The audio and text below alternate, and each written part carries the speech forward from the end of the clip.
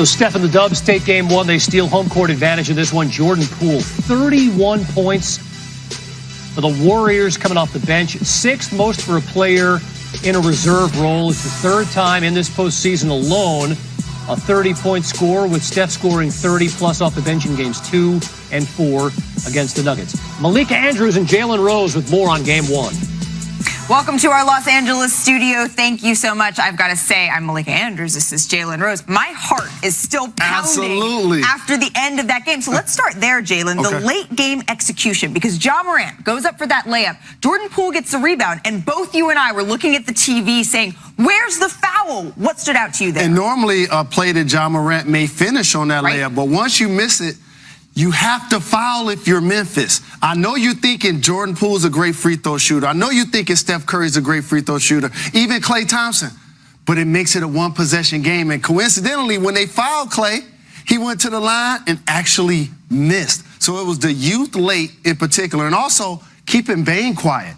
He only had 9 points. Coming into this series, he was their leading scorer coming out of the first series. And Ja Morant told me that he thought Desmond Bane was their best player in that previous series. But let's back up a little bit, because a whole lot happened in this game. We have the Draymond Green flagrant 2 and ejection. We see Steph Curry pick up a 5th foul late. They challenged that call. It was not overturned. What did you learn from this first game? The resilience and the championship DNA that Steph Curry talked about not only plays out late in basketball games and how you execute, but it allows Jordan Poole to flourish as well. And so now all of a sudden, if you're Memphis, you waste a great opportunity playing at home. Jaren Jackson Jr. was fantastic. Melton gave great minutes off the bench, and so did Brandon Clark. That was their game for the taking, in particular when Draymond gets ejected. And lastly, if you're the refs, you cannot eject Draymond Green. You just can't do it. Like, he tried to hold him up from hitting the ground very hard. I just don't think that was an ejectable play. Well, there was that call, and then there was the jump ball at the end that both of us were jumping. I'm just going to give you the floor, But because here's the thing. That's a cop-out by the ref. Okay, late in the game, if you don't want to make the big call, you know what you do? You call a jump ball. You know what I mean? Like, we saw that should have been Golden State Warriors ball, and this is what I told you. Don't act like that they don't officiate situations and officiate the score. They do. There's a first quarter calls, there are fourth quarter calls, block charge. There are a lot of different calls that are judgment calls, but that wasn't one of them. You know what I mean? So for them to overcome that, great defense late by Klay, great shot making late also. It was a total team victory. And Wiggins, what about his hustle? Tipping balls in, unsung hero of this game. He was on the floor. He was diving for balls. One last thing. We have the third quarter team in the Golden State Warriors versus the fourth quarter team in the Memphis Grizzlies. What do you want to see change there in their execution? So if you're the Memphis Grizzlies, right, it's easy to get a ball to Ja and tell him to take us home. But the problem is they've played with strength in numbers this entire year. They even had a great record without Ja in the game. Get Desmond Bane back on the ball sometime so he can get his offense going. You hope to get Dylan Brooks scoring as well. Here's what I know, Mr. Rose. This has the potential to be an excellent, exciting, exhilarating series. Kevin O'Connor, head back to you. Hi, Malika. Welcome inside our Los Angeles studios. I'm Malika Andrews along with Stephen A. Smith and Jalen Rose. So I just want to take a look at this play right here, because Draymond Green was ejected from this first half. Excessive and unnecessary, Stephen A. That's what defines a flagrant 2. What do you think? I think that's an utterly ridiculous decision by the officiating crew.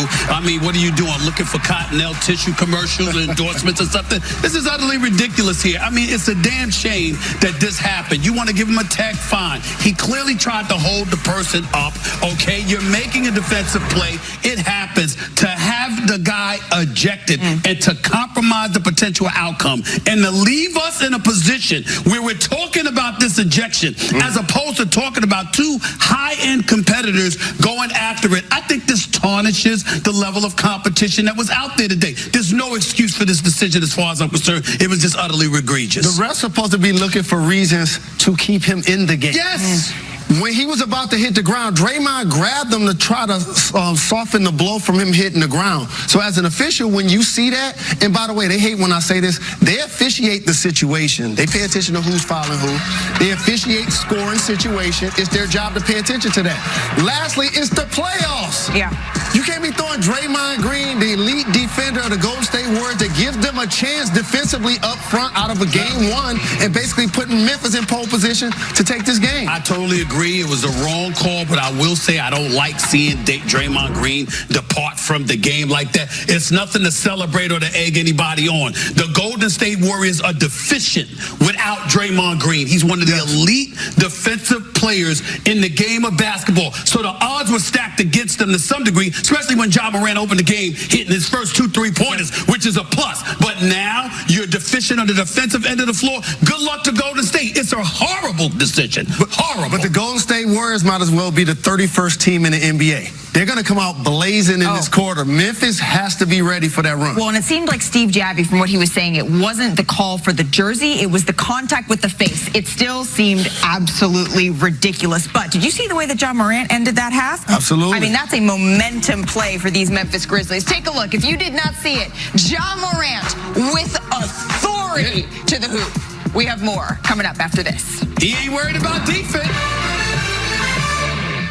Welcome back to our studio. So we talked about the Draymond Green ejection, but let's go to the other side of the ball because, Stephen A., the Grizzlies are doing a lot right. What did you like? Well, listen, Ja Morant came out, hit 2 threes. He clearly was watching NBA Countdown before the game. When I said, hey, there's some problems with his three-point shooting, he corrected that immediately. So if he continues to do that,